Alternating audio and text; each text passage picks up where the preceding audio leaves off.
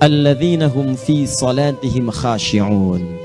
Syarat pertama, kalau ingin mendapatkan surga Firdaus tadi dan kebahagiaannya diturunkan ke bumi, dibawa sampai mati, masuk ke alam kubur lebih bahagia lagi, maka amalan pertama untuk melatih menguatkan iman itu, coba berlatih untuk menunaikan sholat dengan khusyuk. Kalau Anda kerjakan benar sholat ini, maka apa yang Anda dapatkan? Teman-teman ingat betul, saya mau tanya sebentar. Keabadian yang abadi disebut dengan sa'id. Kalau kita ingin turunkan ke dunia percikannya kita dapatkan, usahanya disebut dengan apa? Masih ingat? Aflah itu kalau didapatkan, kata dasarnya apa tadi? Falahun. Lihat baik-baik. Kata Allah dalam Al-Quran tadi, kalau ingin mendapatkan falahun, amalan pertama sholat. Makanya ketika dipanggil sholat, kalimat falah dilekatkan pada panggilan sholat. 5 kali diingatkan. Begitu muadzin kemudian azan memanggil Anda, hayya 'alas shalah. Anda bertanya, ya Allah kenapa kami mesti sholat? Dijawab, hayya 'alal falah. Yuk, pagi yuk. Yang sejati datang sini. Belum dapat sujud, belum dapat ruku, saya berikan. Makanya ketika orang sholatnya benar, dia akan mendapatkan 5 keutamaan. Saat di dunia nih, belum ke akhirat, 5 keutamaan yang tidak diberikan pada orang yang tidak sholat. Atau orang sholat tapi sholatnya nggak khusyuk. Sebab syarat mendapatkannya khusyuk. Alladzina hum fi sholatihim khasyi'un. Bukan alladzina hum fi sholatihim saja, tapi ada kalimat khasyi'un. Artinya yang tidak khusyuk saja nggak akan dapat, apalagi yang nggak sholat. Apa yang 5 ini? Lihat baik-baik. 1. Orang yang sholatnya benar, pertama kali sebelum mendapatkan kebahagiaan hakiki dari Allah Subhanahu wa Ta'ala, akan dirubah dulu perilaku hidupnya menjadi perilaku yang lebih baik. Kalau orang itu sholatnya benar, maka sholat itu akan melatih dia untuk berubah, bertransformasi jadi orang baik. Itu ada di Quran surah ke-29 ayat ke-45. Innas sholata tanha anil fahsya'i wal munkar. Sumber keburukan cuma 2, kalau bukan fahsya itu munkar. Maaf, pornografi, porno aksi, LGBT, kata-kata jorok, kotor itu fahsya. Di orang sholat kata Allah mustahil berkata-kata kotor. Orang sholat tidak akan pernah mencela. Orang sholat tidak punya kata-kata jorok. Jadi kalau ada sekarang orang yang sholat senang mencela orang lain, itu berarti ada masalah dalam sholatnya. Dan dia belum dijamin sebagai ahli surga terbaik. Dan hidupnya nggak bahagia. Nggak bahagia. Aneh nih. Sholat tapi senang celah orang. Aneh. Aneh. Yang paling bahaya adalah menikmati celahannya. Itu yang paling aneh. Anda ngaji. Anda ikut taklim.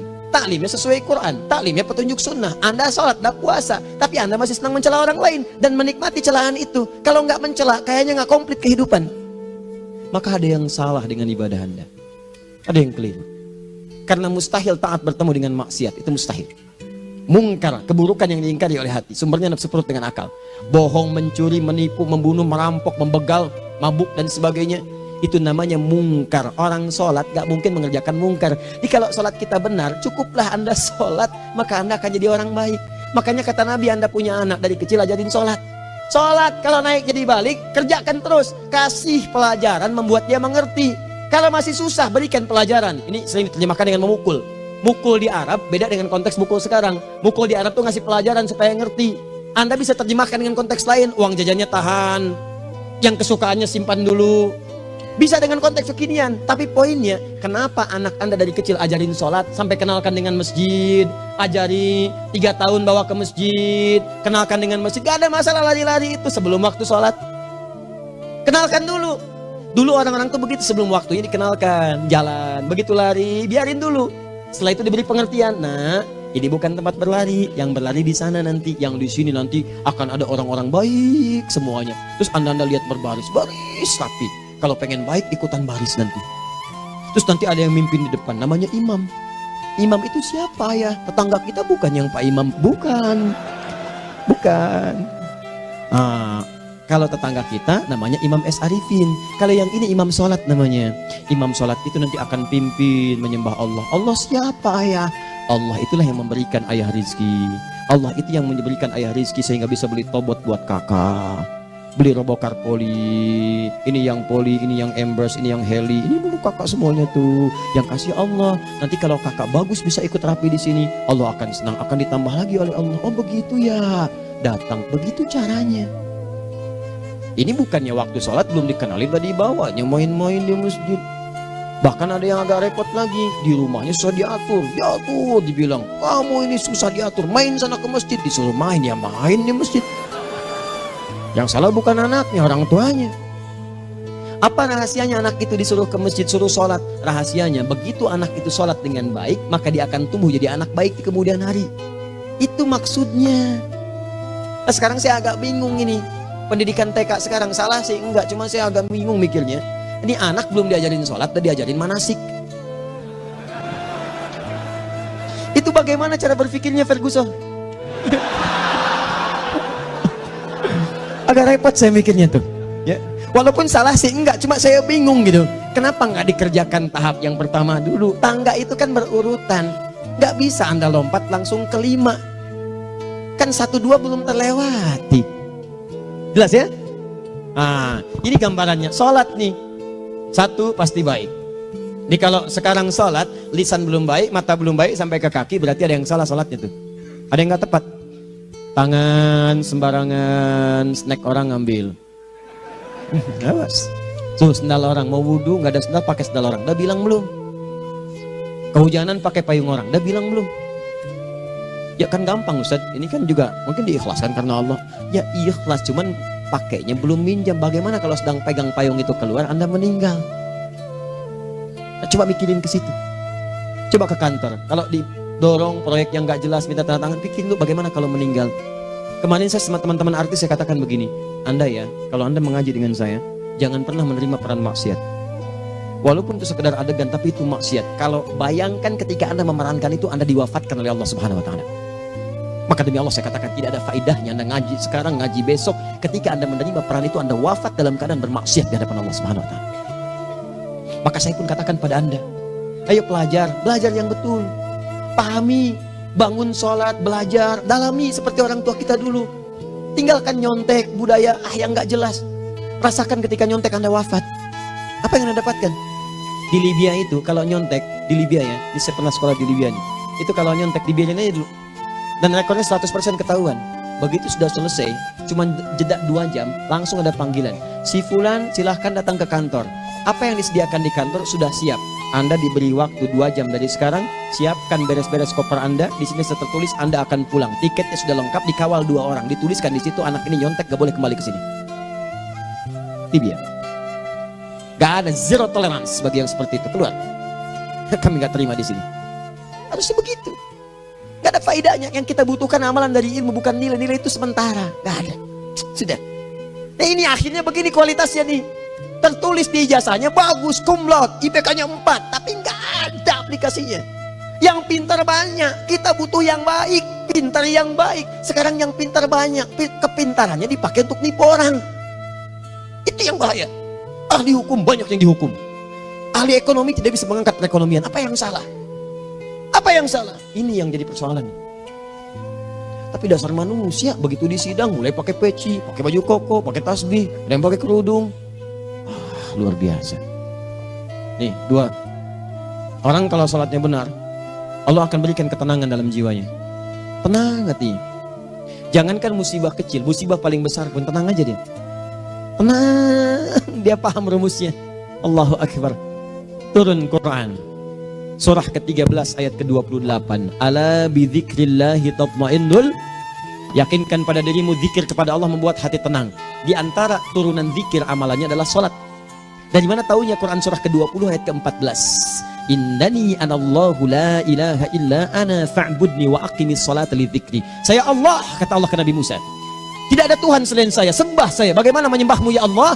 Tunaikan salat sebagai zikir kepada saya, zikir. Nah, maka kalau Anda sedang tidak tenang, ayo ke masjid. Banyak zikir itu, baca Quran zikir. Quran surah 15 ayat 9. Inna nahnu nazzalna dzikra. Kami turunkan Al-Quran sebagai zikir. Jadi kalau Anda sedang baca Al-Quran, Anda sedang berzikir. Ibu kalau sedang nggak tenang, Bu, gelisah, nggak enak, nggak usah mengeluh, apalagi bikin status gak karuan. Ibu wudhu, ambil mushaf baca. Begitu sedang baca ada ketenangan dalam jiwa. Berdoa, zikir. Kalau sedang nggak tenang, besok ada proyek, doa dulu. Doa itu memberikan ketenangan. Makanya doa disebut dengan zikir. Quran surah ke-7 ayat 205. Wadhkur rabbaka fi nafsika tadarruan wa khifatan wa dunal jahri minal qaul. Ayo berzikir, minta kepada Allah dengan segenap jiwamu, mohon dengan penuh ketawaduan. nanti ketenangan diberikan. Menghafal Quran, baca itu zikir. Quran surah ke-54 ayat 17, 22, 32, 40. Walaqad yassarnal Qur'ana lidzikri fahal min muddakir. Menyebut nama Allah, Al-Asmaul Husna itu zikir. Sedang ada persoalan, ya Allah, ya Allah, ya Allah, ya Rahman, ya Rahim, ya Malik, ya Qudus, ya Allah, ya Allah, ya Allah, ya Allah. Zikir. Dalilnya Quran surah kedua ayat 152. Fadhkuruni azkurkum. Sebut namaku, zikir. Aku pun akan mengingatmu. Gimana menyebutnya? Ditafsir di Quran surah 17. Ayat keberapa? 110. Qulid Allah awid Rahman ayyamma tad'u falahul asmaul husna. Sebut nama Allah. Itu menenteramkan pada jiwa. Sedangkan sholat gabungan dari semua zikir tadi. Bukankah dalam sholat Anda baca Al-Quran? Bukankah dalam sholat Anda menghafal Al-Quran? Bukankah dalam sholat Anda berdoa? Bukankah dalam sholat Anda istighfar? Anda mohon digabungkan semua itu. Amalan sholat menggabungkan semua jenis zikir. Masa Anda nggak tenang juga? Makanya sholat, jangankan sholat ya, tempat sholat itu yang menenangkan. Tempat sholat, tempat paling tenang di muka bumi. Kalau nggak percaya silahkan ya, Anda sebelum masuk ke Istiqomah ini, begitu Anda masuk kan perasaannya beda kan? Lain. Silahkan cek, kalau cari ketenangan datang ke masjid. Masuk, wudhu masuk, sholat 2 rakaat, tenang. Dekat kipas angin, saking tenangnya, plek, ngantuk tidur. Beneran, enak. Makanya saat Ramadan kalau orang pengen cari ketenangan, lihat di perusahaan-perusahaan penuh tuh musola, pada tidur. Ya, mengamalkan hadis palsu. Ya, dia musoim ibadah, tidurnya orang puasa ibadah, hadis palsu. Nah, itu teman-teman. Itu gambarannya tiga. Orang yang sholatnya khusyuk benar, itu dijamin langsung oleh Allah Subhanahu wa Ta'ala akan dimudahkan semua urusan hidupnya termasuk rezekinya. Ini yang saya katakan. Jadi saya katakan tadi, di akhirat ini, di surga, rezeki tinggal ngambil. Anda kalau benar sholatnya, itu langsung dijanjikan oleh Allah. Rezeki itu nggak perlu Anda banyak pikirkan. Ikhtiar sedikit, datang. Bahkan dari sisi yang tidak Anda duga. Apa dalilnya? Quran surah ke-65 ayat 2 dan 3. Ditafsir di Al-Baqarah ayat 2 dan 3. Wa may yattaqillaha yaj'al lahu makhraja. Ada orang yang meningkatkan takwanya kepada Allah, kami mudahkan urusan hidupnya. Setiap persoalannya diberikan jalan keluar, mudah. Solusi. Setiap ada problematika, ada solusi. Wa yarzuqhu min haitsu la yahtasib. Dan kalau dia ingin mendapatkan rezeki, bahkan kami kirimkan dari sisi yang tidak dia duga. Orang lain capek ini datang lagi, tawaran proyek datang lagi.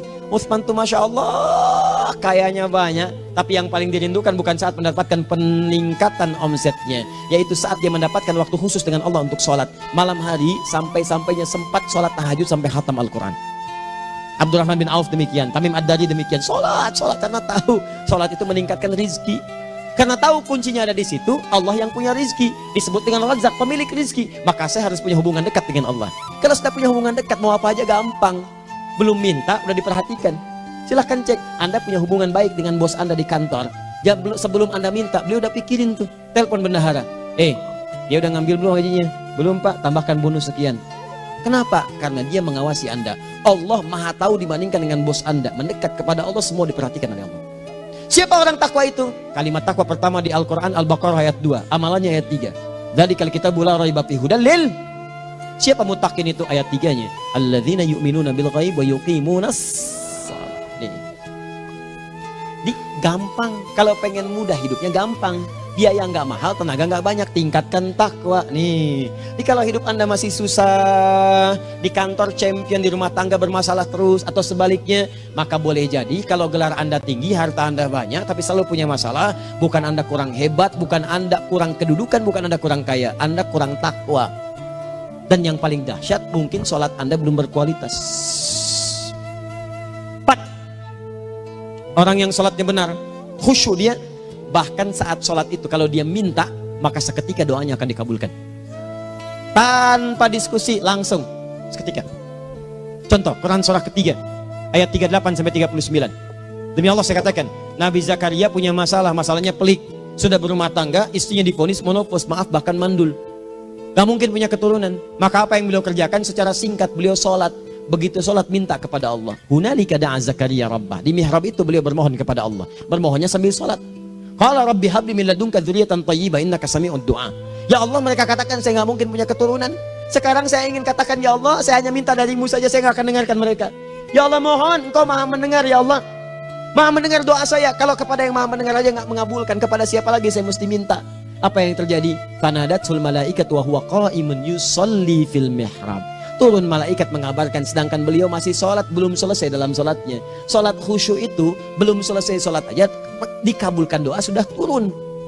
Sholatnya belum selesai, doa sudah dikabulkan. Annallaha yubashshiruka bi Yahya. Allah kasih kabar gembira, doa kamu didengar, dikabulkan, kamu akan punya anak, namanya langsung dari Allah Yahya, artinya hidup yang mustahil menurut manusia. Lahir seorang dari rahim perempuan yang menepus dan mandul, bayi yang hidup, kata Allah nggak ada yang mustahil bagiku, jadi dia. Berita baiknya, Nabi Zakaria sholat dikabulkan. Umat Nabi Muhammad sebelum sholat sudah ditunggu oleh Allah, mau minta apa aku kabulkan sekarang. Hadisnya qudsi, saya bacakan. Hadatsana qala Rasulullah sallallahu alaihi wasallam, qala Allah azza wa jalla, qasamtu shalah baini wa baina abdi. Kata Allah, saya bagi dua ya salat antara aku dengan hambaku. Wali abdi ma sa'ala. Kalau hambaku benar salatnya, aku berikan apapun yang dia minta sekarang. Idza qala al-abdu alhamdulillahi rabbil alamin. Bagian pertama, kalau hamba benar membaca Al-Fatihahnya dari alhamdulillahi rabbil alamin, kalau Allah azza wa jalla dijawab oleh Allah, hamadani abdi, hambaku sedang memujiku. Wa idza qala ar-rahmanir rahim, jika hambaku berkata ar-rahmanir rahim, qala Allah azza wa jalla athna alayya abdi, hambaku sedang menyanjungku. Wa idza qala maliki yaumiddin, qala Allah azza wa jalla majjadani abdi, kalau hambaku mengatakan maliki yaumiddin, kata Allah hambaku sedang mengagungkanku. Perhatikan sekarang. Wa idza qala al-'abdu iyyaka na'budu wa iyyaka nasta'in, jika hambaku berkata sekarang, ya Allah, kami sekarang ibadah, salat menyembahmu, dan kami sekarang sedang punya masalah, kami hanya minta tolong kepadamu ya Rabb. Apa jawabannya? Beda dengan sebelumnya. Kata Allah, hadza baini wa baina abdi, inilah perjanjian antara aku dengan hambaku. Wali abdi, kalau hambaku benar khusyuk salatnya sampai detik ini, baru sampai Al-Fatihah itu pun belum tuntas. Baru sampai Al-Fatihah itu pun belum tuntas. Kalau benar bacaannya, betul salatnya dari takbir sampai dengan selesainya, sampai ayat itu, iyyaka na'budu wa iyyaka nasta'in, kata Allah, masalah apapun yang dia minta sekarang, aku akan kabulkan. Besok saya kasih rahasia yang di KBP. Ada awal pembuka di awal sebelum Al-Fatihah yang kalau Anda benar bacanya, itu pengantar kepada pengambulan doa di Al-Fatihah. Apa itu? Besok. 5. Yang kelima ini yang paling diharapkan, dan ini penutup dalam kajian kita malam ini. Teman-teman sekalian, perhatikan baik-baik. Jika Anda benar mengerjakannya, maka Allah akan jamin langsung Anda akan mendapatkan kesuksesan dan kebahagiaan di semua aktivitas Anda. Kalau jadi suami, suami yang sukses, rumah tangga yang bahagia. Kalau jadi pegawai, pegawai yang sukses, dan di kantor bahagia. Masih ingat? Kesuksesan yang menghadirkan kebahagiaan, konteksnya dunia disebut dengan falah, dipegang disebut dengan aflah. Dikembalikan lagi ke atas, ke surah ke-23 ayat 1 dan 2. Qad aflahal mu'minun. Apa amalannya? Alladzina hum fi salatihim khashi'un. Persoalannya, kalau Anda salat belum mendapatkan satu di antara 5 ini, apa masalahnya? Pertama masalahnya, kata Al-Quran, boleh jadi yang salat itu belum khusyuk.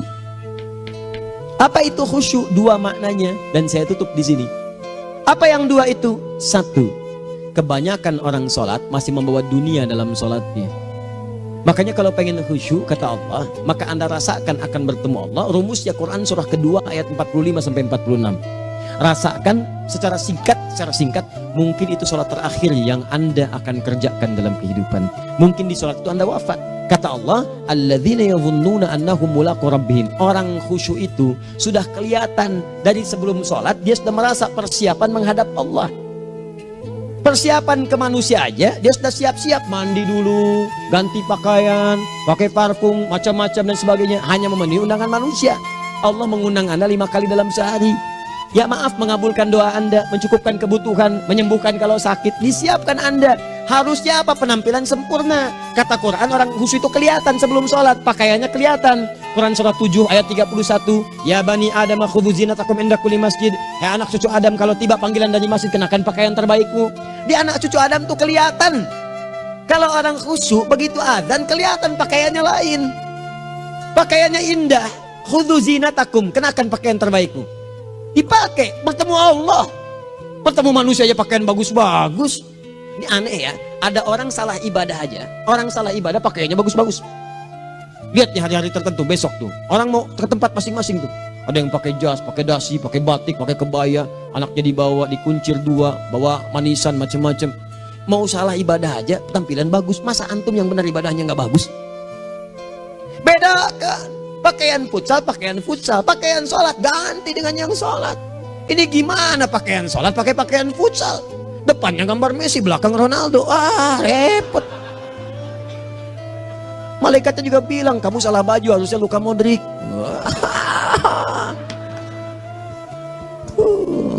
Apalah saya. Ayo mau tanya apa? Mourinho dipecat saya tahu. Lagi nganggur sekarang, ditawarin Benfica dia nggak terima. Sekarang jadi dia komentator di beIN Sport. Nanti sebentar lagi dia akan komentar di laga Saudi dengan Qatar dan komentar laga Arsenal dengan Ipswich. Digantikan oleh Solskjaer. Dia super sub dulu. Ya, super sub. Ya, the baby assassin, ya pembunuh yang berwajah baby face. Masuknya di akhir-akhir, gol. Sekarang melatih dia 5 kali kemenangan, belum kalah sama sekali. Saya hafal itu. Tapi masih di urutan ke-6, tapi jaraknya ke yang keempat itu tinggal 3 poin lagi.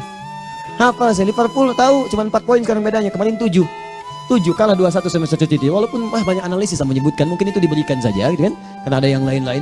Hafal kedua Manchester City, hafal saya. Ayo mau tanya apa lagi? Tottenham Hotspur ke bawahnya, ada Chelsea, ada Arsenal, baru kemudian Manchester United. Liga Italia, wah udah gak kekejar Juventus. Ya, apa lagi? Dan seterusnya lah.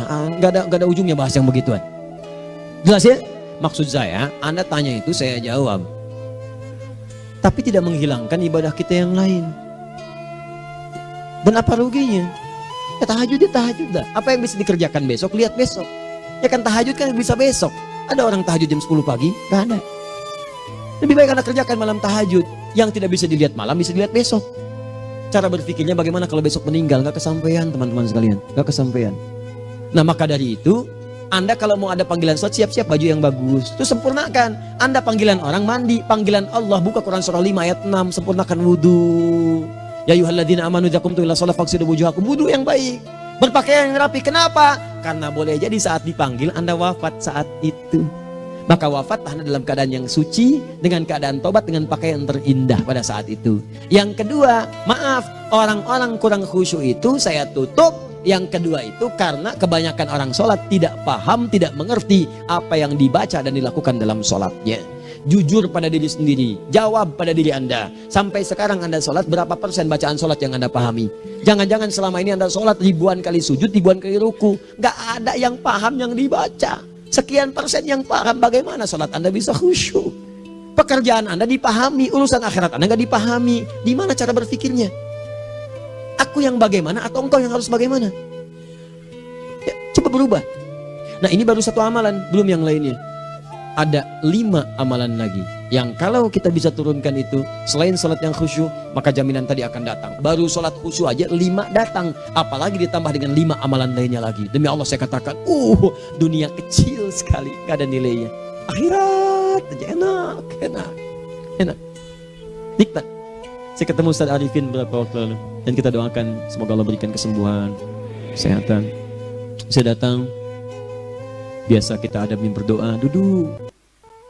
Bang istirahat, bang butuh istirahat, umat udah nunggu. Dah gak usah mikir yang lain, karena beliau cerita masjid, cerita zikro, cerita mana. Insya Allah nitipin ini, nitipin itu dan seterusnya. Dan yang paling indah adalah, bang kita saling panggil weekend. Nikmat, gak ada yang senikmat ini. Zikir, Allah, doa. Nah bayangkan sakit tapi masih nikmat gitu. Nikmat. Iya bang, saya paham. Istirahat dulu. Banyakkan nanti orang jengkuk. Saya pamit dulu ya, supaya bisa istirahat, supaya tenang. Lama kita pegangan tangan, ngobrol, saling mendoakan. Itu nikmat. Dan cara berpikirnya kalau sudah pakai iman, semua nikmat. Ada uang nikmat, gak ada uang nikmat, sakit nikmat. Karena cara berpikirnya lain. Nanti kita bertemu lagi, saya terangkan pada Anda. Dan saya contohkan satu kisah. Bahkan ketika ada orang yang diuji Allah dengan ujian yang sangat luar biasa, yang menurut sementara orang itu ujian sangat luar biasa menggetarkan jiwanya dan susah untuk bertahan, tapi orang ini nikmat saja menjalaninya. Nikmat. Ada yang di rumah tangga, ada yang di macam-macam. Contohnya banyak. Satu contoh saya berikan di malam ini. Sekali suami istri, wah luar biasa. Istrinya itu cerewetnya Pak, bukan cuma cerewet, ngeselin bagi suaminya. Maaf Bu ya, bukan ibu maksudnya. Jadi semua yang dikerjakan suami salah. Pengen mangga, ayah kalau kita sekarang dibeli mangga. Kenapa mangga yang ini? Saya pengennya mangga yang lain. Belikan mangga. Kenapa beli mangga aja? Jeruknya mana? Jeruk. Semua. Pokoknya semua yang kerjakan suami salah. Tapi suami tidak pernah mengeluh. Ini kerjakan, itu kerjakan. Satu kali, perhatikan cara memandangnya. Ketika iman sudah masuk ke dalam jiwa. Kata temannya, akhi, istri kamu ini begini, nyusahin kamu. Kenapa kamu gak cari yang lain? Kan gampang ada syariat. Udah pisahin aja cari yang lain. Kamu tenang ibadah. Apa jawabannya? Hey, Allah sudah turunkan surga ke saya lewat dia. Kenapa kamu meminta saya untuk menjauhinya dan meninggalkan surga saya? Ini cara melihat dia. Bukankah ketika ada berbagai keluhan saya sabar? Bukankah sabar mendekatkan saya ke surga? Allah kirimkan tipikal istri seperti ini supaya mendekatkan saya ke surga. Dengan itu kan saya banyak pahala. Saya sabar, pahala banyak. Sudah Allah berikan pahala kepada saya. Kamu malah nyuruh saya untuk berpisah dengan pahala itu. Perhatikan cara berpikirnya. Indah. Kalau rumah tangga seperti ini semuanya enak gitu. Suaminya biasa-biasa, istrinya cantik, luar biasa. Begitu berdandan kelihatan kata suaminya, Masya Allah, wajahnya tak berpaling, mata tak berkedip. Kata istrinya, ya zauji madhabik, sayang kamu kenapa? Wallahi syakiran lillah bihadari. Demi Allah, aku bersyukur mendapatkan istri secantik kamu. Kata istrinya, nahnu fil jannah zauji, kita berdua di surga. Kata suaminya, kok bisa begitu jawabanmu? Iya, kamu bersyukur dengan keadaanku, aku bersabar dengan keadaanmu. Catat. Bukankah orang syukur dan sabar di surga? Tuh lihat, canda-canda orang-orang soleh itu begitu. Nikmat ketawa walaupun nyelekit di hati. Cuman bawaannya enak gitu. Nah, nanti itu ada tuh, nanti saya turunin tuh. Yang di rumah tangga, yang ini, yang itu nanti. Kapan? Pertemuan berikutnya.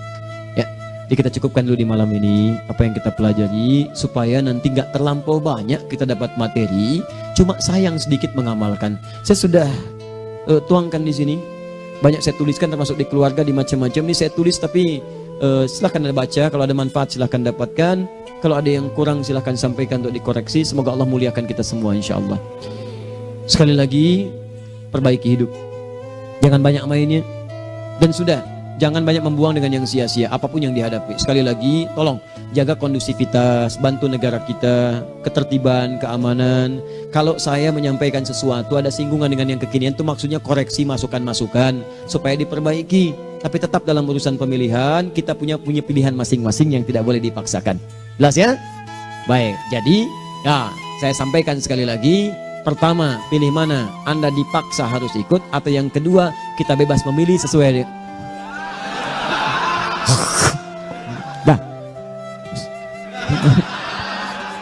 Sudah ya. Jadi kita akhiri, subhanakallahumma bihamdika asyhadu an la ilaha illa anta astaghfiruka wa atubu ilaik. Wa akhiru da'wan alhamdulillahirabbil alamin. Berjumpa besok sesi terakhir fikih ikhtilaf di Masjid Ar-Rahman Kota Baru Parahyangan. Assalamualaikum warahmatullahi wabarakatuh.